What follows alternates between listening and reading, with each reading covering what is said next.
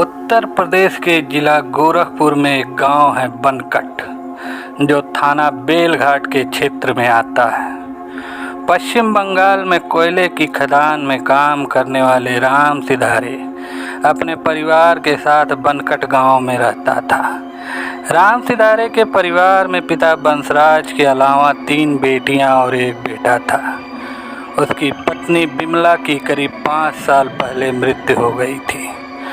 उसने अपनी बड़ी बेटी माधुरी की शादी पत्नी की मौत के कुछ दिनों बाद पड़ोस के गांव बरपरवा बाबू के रहने वाले जितेंद्र के साथ कर दी थी। राम सिधारे के कंधों पर 3 बच्चों की जिम्मेदारी बची थी। चूँकि राम सिधारे पश्चिम बंगाल में रहता था, इसलिए बच्चों की परवरिश की जिम्मेदारी उसके पिता बंसराज के ऊपर थी। वह ही उनकी परवरिश कर रहे थे।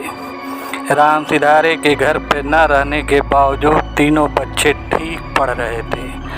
बेटा अरुण और बेटी साधना हाई स्कूल में थे और मझली बेटी पूजा स्नातक पास कर चुकी थी। घर में रहकर वह कंपटीशन की तैयारी कर रही थी।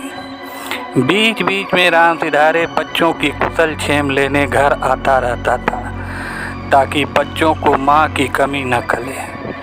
कुछ दिन बच्चों के बीच बिताकर वह फिर नौकरी पर लौट जाता था। पिता के प्यार और दुलार से बच्चों को कभी माँ की कमी नहीं खली थी। 31 जनवरी 2019 की बात है। रात 10 बजे घर के सभी लोगों ने साथ बैठकर खाना खाया और फिर सोने के लिए अपने अपने कमरों में चले गए। बच्चों के दादा बंसराज दलान में सो रहे थे, जबकि पूजा, साधना और अरुण अलग अलग कमरों में सो रहे थे। अगली सुबह पूजा और साधना रोजाना की तरह सुबह 6 बजे उठी। घर का मुख्य द्वार खोलकर उन्होंने बाहर जाना चाहा तो दरवाज़ा नहीं खुला। किसी ने शायद बाहर से दरवाजे पर कुंडी लगा दी थी। काफ़ी प्रयास के बाद जब दरवाज़ा नहीं खुला तो दोनों बहनें यह सोचकर भाई अरुण के कमरे में गईं कि उससे कहकर दरवाज़ा खुलवाने का प्रयास करेंगी, लेकिन अरुण अपने कमरे में नहीं मिला। यह देख दोनों बहनें हैरान रह गईं कि बिना किसी को कुछ बताए इतनी सुबह वह कहाँ चला गया। उन्होंने घर का कोना कोना छान मारा, लेकिन अरुण कहीं नहीं मिला। तब दोनों बहनें दलान में सो रहे दादा बंसराज के पास पहुँचीं। उन्हें जगाकर दोनों ने अरुण के बारे में पूछा तो उन्होंने अनभिज्ञता जताते हुए कहा कि उन्हें कोई जानकारी नहीं है और न ही उसे बाहर जाते हुए देखा। बुजुर्ग बंसराज भी पोते के अचानक गायब होने से स्तब्ध थे। अरुण के रहस्यमय ढंग से गायब हो जाने से घर वाले परेशान हो गए। ऊपर से मकान का मेन गेट भी बाहर से बंद था। अंततः साधना ने पड़ोस में रहने वाले चचेरे बाबा नंदू को फोन किया और बाहर से लगी मेन गेट की कुंडी खोलने को कहा। उसने नंदू बाबा को यह भी बताया कि किसी ने शरारतवश कुंडी लगा दी होगी। कुछ देर में वह दरवाजे की कुंडी खोलकर अंदर आए। उन्हें अरुण के गायब होने की बात पता चली तो वह भी परेशान हो गए। घर के सभी लोग अरुण को गांव में ढूंढने लगे। कुछ ही देर में पूरे गांव में अरुण के गायब होने की बात फैल गई। यह बात किसी के गले नहीं उतर रही थी कि घर में सोया अरुण आखिर गायब कैसे हो गया।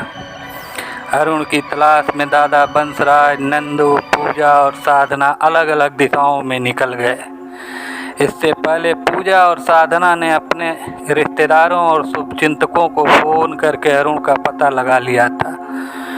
बहरहाल अरुण की तलाश करते करते 3 घंटे बीत गए। उसके न मिलने से सभी लोग परेशान थे।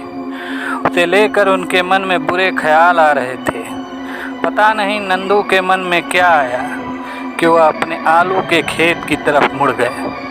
आलू का वह खेत बंसराज के घर से मात्र 50 मीटर दूर था। नंदू आलू के खेत में पहुंचे तो उन्हें खेत के बीचों बीच कोई औंधे मुंह पड़ा दिखा। जब वह उसके नज़दीक पहुंचे और ध्यान से देखे तो चौंके, क्योंकि वह अरुण का शव था। किसी ने गला रेत कर उसकी हत्या कर दी थी। नंदू दौड़े दौड़े गांव पहुंचे और यह जानकारी बड़े भाई बंसराज को दी। अरुण की हत्या की बात सुनकर घर में रोना पीटना शुरू। बंसराज और उनकी दोनों पौत्रियां पूजा और साधना रोते बिलखते आलू के खेत में पहुंची, जहां अरुण की रक्त रंजित लाश पड़ी थी। अरुण की हत्या की सूचना मिलते ही गांव वाले भी मौके पर पहुंच गए। इसी बीच किसी ने इस घटना की सूचना बेलघाट थाने को दे दी। सूचना मिलते ही थाना प्रभारी सुरेश चंद्राम पुलिस टीम के साथ मौके पर पहुंच गए। वहां पहुंचकर उन्होंने सीओ गोला सतीश चंद्र शुक्ला और एसपी दक्षिण विपुल कुमार श्रीवास्तव को भी सूचना दे दी। सूचना मिलने पर दोनों पुलिस अधिकारी मौके वारदात पर पहुंच गए। पुलिस ने घटना की जांच की तो पता चला हत्यारों ने अरुण की हत्या किसी तेज धारदार हथियार से गला रेत कर की थी। उसका कसरती बदन देखकर लगता था कि हत्यारों की संख्या 2 से 3 रही होगी, क्योंकि वह अकेले आदमी के बस में नहीं आ सकता था। खेत में संघर्ष का कोई निशान भी नहीं मिला था। इस बात ने मामले को और भी पेचीदा बना दिया था। पुलिस ने मौके की ओर गहराई से जांच की। जिस जगह पर अरुण की लाश पड़ी थी वहां खून सूख कर काला पड़ चुका था। इससे यही अनुमान लगाया जा रहा था कि घटना को 8-10 घंटे पहले अंजाम दिया गया होगा। लाश के अलावा पुलिस को मौके पर कुछ और नहीं मिला था। पुलिस ने घटना स्थल की कार्रवाई निपटाकर लाश पोस्टमार्टम के लिए बाबा राघवदास मेडिकल कॉलेज गुलरिया भिजवा दी। मृतक अरुण की बड़ी बहन पूजा और सोनाली ने गांव के ही 5 व्यक्तियों पर हत्या का आरोप लगाते हुए थाना प्रभारी सुरेश चंद्राम को नामजद तहरीर दी। पूजा की तहरीर के आधार पर पुलिस ने अशोक मौर्य, चंद्रशेखर मौर्य, इंद्रजीत मौर्य, विनोद मौर्य और दशरथ मौर्य के खिलाफ भारतीय दंड विधान की धाराओं 147, 148, 149, 302, 506, 120B और 3(1) SC/ST एक्ट के तहत मुकदमा दर्ज कर दिया। क्योंकि यह मामला SC/ST एक्ट से जुड़ा था, इसलिए जांच की जिम्मेदारी सीओ सतीश चंद्र शुक्ला को सौंप दी गई। सीओ साहब ने सबसे पहले वादी पूजा और सोनाली से अरुण की हत्या के संबंध में जानकारी ली। पूजा ने बताया कि करीब 1.5 साल पहले अरुण को दशरथ मौर्य ने जेल भिजवाया था। वह उसकी बेटी कंचन से प्यार करता था। कंचन भी उससे प्रेम करती थी। एक दिन दोनों ही घर छोड़कर भाग गए थे। दशरथ मौर्य ने नाबालिग बेटी कंचन को बहला फुसला कर भगा ले जाने की रिपोर्ट बेलघाट थाने में दर्ज करा दी थी। पुलिस ने कोशिश करके अरुण और कंचन को ढूंढ निकाला और अरुण को जेल भेज दिया था। जुलाई 2018 में वह जमानत पर छूटकर जेल से बाहर आया था। भाई के जेल से आने के बाद से ही ये लोग उसकी जान के पीछे पड़े थे। पूजा ने उन्हें बताया कि दशरथ मौर्य ने अपने 4 बेटों अशोक, चंद्रशेखर, इंद्रजीत और विनोद के साथ मिलकर अरुण की हत्या कर दी है। सीओ सतीश चंद्र शुक्ला ने पूजा के बयान की पड़ताल की तो उसकी बात सच निकली। इसके बाद सतीश चंद्र पुलिस टीम के साथ दशरथ मौर्य के घर पहुंच गए। मौके से अशोक, चंद्रशेखर और इंद्रजीत दबोच लिए गए। विनोद और उसका पिता दशरथ पुलिस के पहुंचने से पहले ही फरार हो गए थे। तीनों को हिरासत में लेकर वह थाने आ गए। सीओ शुक्ला ने हिरासत में लिए गए अशोक मौर्य से दशरथ और विनोद के ठिकाने के बारे में पूछताछ की तो उसने बताया, सर, अरुण की हत्या हमने नहीं की और न ही मेरे पिता फरार हैं। वह तो छोटे भाई विनोद के साथ घटना से 2 दिन पहले कुंभ स्नान के लिए प्रयागराज चले गए थे। अशोक मौर्य ने आगे बताया, साहब, अरुण पिछले साल मेरी बहन कंचन को बहला फुसला कर घर से भगा ले गया था। उसके खिलाफ बेलघाट थाने में मुकदमा भी दर्ज कराया गया था। पुलिस ने उसे गिरफ्तार कर जेल भेज दिया। जुलाई में अरुण जमानत पर जेल से आ गया था। उसके बाद से हम खुद ही कंचन की निगरानी करते रहे। फिर दोबारा वह कंचन से कभी नहीं मिला। और हमने भी यह बात भुला दी, फिर हम उसकी हत्या भला क्यों करेंगे। अशोक के बयान ने सीओ शुक्ला को सोचने पर विवश कर दिया था। इधर 2 फरवरी को अरुण की पोस्टमार्टम रिपोर्ट भी आ गई थी। पोस्टमार्टम रिपोर्ट में बताया गया कि उसकी हत्या पहले गला दबाकर की गई, फिर किसी तेज धारदार हथियार से उसका गला रेता गया था। उधर जांच में यह बात भी सामने आ गई कि दशरथ मौर्य और उसका बेटा विनोद मौर्य वाकई घटना से 2 दिन पहले यानी 29 जनवरी को कुंभ स्नान करने प्रयागराज गए थे। पोस्टमार्टम रिपोर्ट को पढ़ने और घटना की पड़ताल करने के बाद सीओ सतीश चंद्र शुक्ला के गले से यह बात नीचे नहीं उतरी कि जब आरोपी दशरथ मौर्य और उसका बेटा विनोद 2 दिन पहले ही घटना स्थल से 200 किलोमीटर दूर प्रयागराज चले गए थे, तो वह भला हत्या कैसे कर सकते थे। इसमें जरूर कोई बड़ा पेच था। इसके बाद सीओ सतीश चंद्र शुक्ला ने एक बार फिर से पूजा को थाने बुलाकर पूछताछ की और जांच पड़ताल के लिए उसका मोबाइल फ़ोन मांगा। सीओ शुक्ला के फ़ोन मांगने पर पूजा सकपका गई और फ़ोन देने में आनाकानी करने लगी। पूजा की यह हरकत सतीश शुक्ला को थोड़ी अजीब लगी। उन्होंने पूछताछ करके उसे घर भेज दिया। इसके बाद उन्होंने पूजा के मोबाइल नंबर की कॉल डिटेल्स निकलवाई। कॉल डिटेल्स की जांच में पता चला कि उसके फ़ोन पर घटना वाली रात 11:58 तक बातचीत हुई थी। फिर उसी नंबर पर सुबह करीब 7:15 बजे भी बात हुई थी। पूजा की जिस फ़ोन नंबर पर बात हुई थी, पुलिस ने उस नंबर की भी कॉल डिटेल्स निकलवाई। यह नंबर बेलघाट थाने के बरपरवा बाबू निवासी धर्मेंद्र कुमार का निकला। धर्मेंद्र मृतक अरुण के सगे बहनोई का छोटा भाई था। पुलिस ने धर्मेंद्र को हिरासत में ले लिया। थाने में उससे सख्ती से पूछताछ की गई। धर्मेंद्र कोई पेशेवर अपराधी नहीं था, इसलिए उसने बड़ी आसानी से अपना जुर्म कबूल कर लिया। उसने पुलिस को बताया कि अरुण की हत्या उसने अपनी प्रेमिका पूजा और सोनाली के साथ मिलकर की थी। धर्मेंद्र के बयान के बाद पुलिस उसे जीप में बैठाकर पूजा को गिरफ्तार करने बनकट गांव पहुंची। दरवाजे पर पुलिस को आया देख पूजा के दादा बंसराज ने पुलिस से अरुण के हत्यारों के बारे में पूछताछ की, तो पुलिस ने उन्हें भरोसा दिया कि पुलिस अपना काम कर रही है। हत्यारे जल्द ही सलाखों के पीछे होंगे। फिर उन्होंने उनसे पूजा के बारे में पूछताछ की। पूजा उस समय घर में ही थी। पुलिस के वहां आने की जानकारी होते ही पूजा भी कमरे से बाहर निकल आई। तभी महिला कांस्टेबल ने पूजा को जीप में बैठा लिया। यह देखकर बंसराज हैरान रह गए। वह भी नहीं समझ पाए कि पुलिस पूजा को अपने साथ क्यों और कहां ले जा रही है।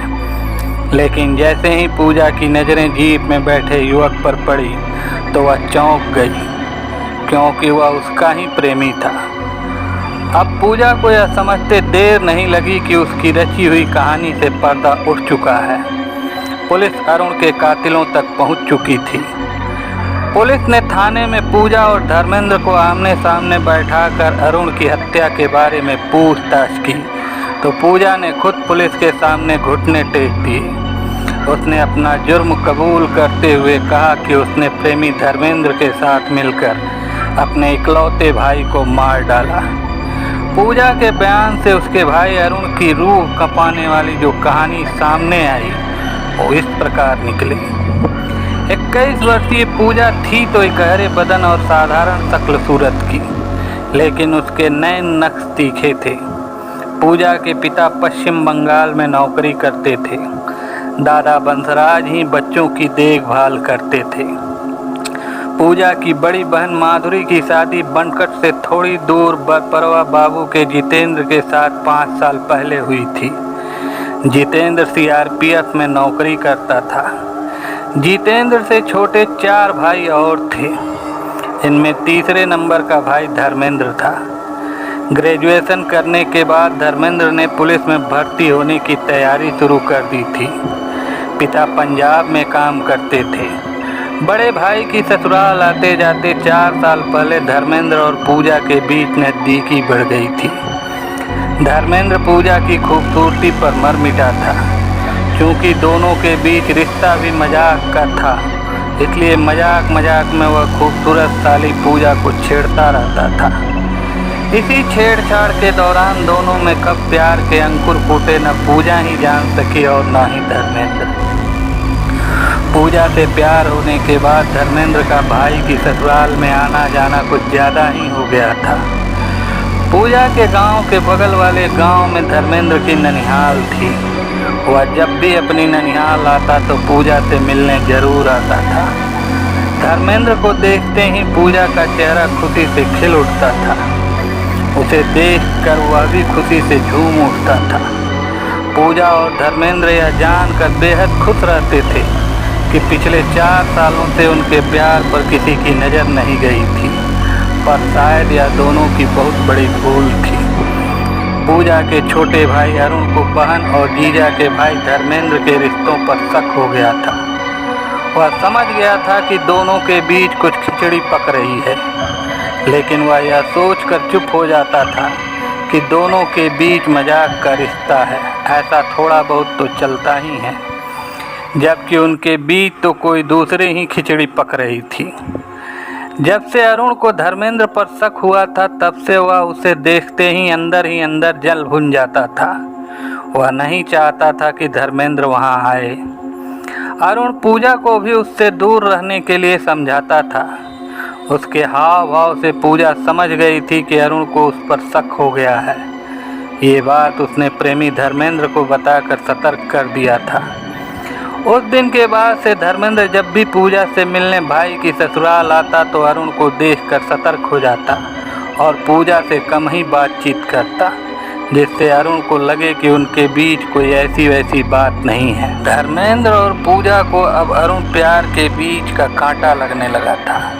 इतना ही नहीं, प्यार में अंधी पूजा धर्मेंद्र के साथ मिलकर इकलौते भाई को रास्ते से हटाने का ताना बाना बुनने लगी थी। ऐसी खतरनाक योजना बनाते हुए उसे एक बार भी यह ख्याल नहीं आया कि जिस भाई की कलाई पर वह राखी बांधती रही उसी भाई को जान लेने पर क्यों तुली हुई है। बहरहाल बात 31 जनवरी 2019 की है। रात 10 बजे के करीब घर के सभी लोग खाना खाकर अपने अपने कमरों में सो रहे थे। उस रोज भाई की ससुराल में धर्मेंद्र भी रुका था। वह अपनी ननिहाल आया था। वहाँ से वह रात में पैदल ही ससुराल पहुँच गया। धर्मेंद्र अपने साले अरुण के साथ उसी के बिस्तर पर सो रहा था। रात 2 बजे के करीब अरुण की अचानक आंखें खुल गईं। उसे किसी के खुसुर की आवाज़ आ रही थी। उसने जब अपने बिस्तर पर देखा तो चौंका, क्योंकि उसके साथ सो रहा धर्मेंद्र वहाँ नहीं था। दबे पांव अरुण पूजा के कमरे में पहुंच गया। कमरे के अंदर का नज़ारा देखकर उसका खून खौल उठा। धर्मेंद्र पूजा को अपनी बाहों में भरे आलिंगनबद्ध था। यह देखकर अरुण जोर से धर्मेंद्र को बद्दी गालियां देने लगा। अरुण को वहां देखकर दोनों घबरा गए और डर भी गए कि कहीं घर वाले जाग गए तो उनकी पोल खुल जाएगी और बदनामी होगी। तभी धर्मेंद्र ने अरुण के मुंह पर कसकर हाथ रख दिया। यह देख घबराती हुई पूजा बोली, तुम चिल्लाओ मत, हम दोनों जल्द ही एक दूसरे से शादी करने वाले हैं। यह सुनकर अरुण उस पर भड़कते हुए बोला, मैं अपने जीते जी ऐसा नहीं होने दूंगा। पूजा ने भाई को बातों में उलझाकर उसके गले में अपना दुपट्टा डाल दिया। फिर धर्मेंद्र और पूजा फुर्ती से उस दुपट्टे को पकड़कर खींचने लगे, जिससे गला घुटकर अरुण की मौत हो गई। अरुण मर चुका था। यह सोचकर दोनों के हाथ पांव फूल गए। पूजा और धर्मेंद्र लाश को ठिकाने लगाने को लेकर परेशान थे। दोनों सोच रहे थे कि सुबह होते ही भाई की अचानक मौत हो जाने से घर वाले परेशान हो जाएंगे। बात पुलिस तक पहुंच गई तो पकड़े भी जा सकते हैं। तभी पूजा को अरुण और दशरथ के मौर्य के बेटी कंचन की प्रेम कहानी याद आ गई। खुद को बचाने के लिए पूजा ने यह कहानी बना डाली। इस कहानी से वह 2 निशाने साध रही थी। पहला अरुण की हत्या का दोष दशरथ और उसके परिवार पर लग जाता, क्योंकि कंचन और अरुण को लेकर दोनों परिवारों के बीच विवाद चल रहा था। दूसरा, उन दोनों पर किसी को शक भी नहीं होता। खैर, पूजा की मदद से अरुण की लाश को ठिकाने लगाने के लिए धर्मेंद्र ने उसे अपनी पीठ पर उठा लिया और घर से 50 मीटर दूर नंदू के आलू के खेत में फेंक आया। कहीं भाई जीवित तो नहीं रह गया, यह जानने के लिए पूजा ने अरुण की नब्ज टटोली। उसे शक हुआ कि उसकी सांस चल रही है। फिर क्या था, वह दौड़ी दौड़ी कमरे में आई और डिब्बे में रखा ब्लेड निकाल कर खेत पर पहुंच गई। अपने ही हाथों से उसने भाई का गला रेत दिया। फिर दोनों घर आ गए। खून से सने हाथ पैर धोकर दोनों निश्चिंत हो गए। सुबह होते ही धर्मेंद्र घर लौट गया। घर जाते समय वह पूजा के घर के मेन गेट की कुंडी बाहर से बंद कर गया था, ताकि लोगों को यही लगे कि दशरथ और उसके घर वालों ने उसे धोखे से बुलाकर हत्या कर लाश आलू के खेत में फेंक दिया।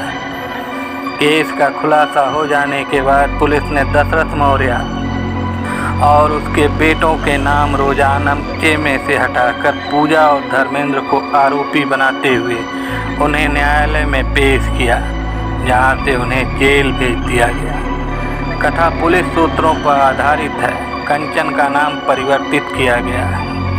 आशा करता हूं कि आपको यह कहानी अच्छी लगी होगी, तो आप मुझे लाइक और कमेंट करके ज़रूर बताएंगे। और हाँ, इस चैनल को ज़रूर सब्सक्राइब कर लें, ताकि हमारी आने वाली कहानियों का नोटिफिकेशन आपको तुरंत मिलती रहे।